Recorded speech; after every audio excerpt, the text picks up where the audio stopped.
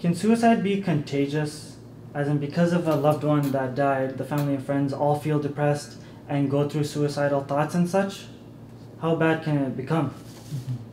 Yes, it certainly can, in essence. There is something called the suicide contagion, and this is a phenomenon we see in families, we see it happen in schools and workplaces and things of this nature when there's a suicide and then there develops what's called a suicide cluster. So that is, there's other suicidal behaviors that happen around that incident, and sometimes some completed suicides as well.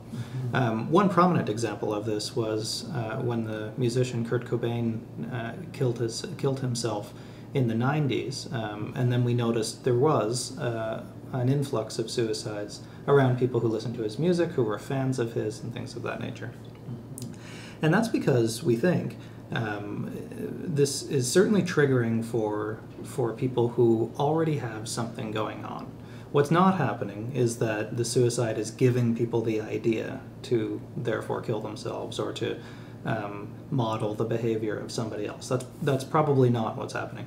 But rather, they're seeing somebody who they've developed an emotional connection with, either in person, if it was a friend or a family member, or through popular media, like a famous musician or an actor or somebody that they feel that they've developed a connection with through their work. So when that happens and that relationship ends, it uncovers a lot of very uncomfortable feelings that are probably already there anyway. And then it can lead to other suicidal behavior. So that's why when schools, as an example, that's why when in schools, if this happens, usually crisis counselors and mental health workers will come into the school and talk with the students, talk with both the people who knew the victim and people who, other young people and even teachers and administrators who may have come into contact with them. So that way they can get a better sense if they're exhibiting symptoms or warning signs for suicide themselves.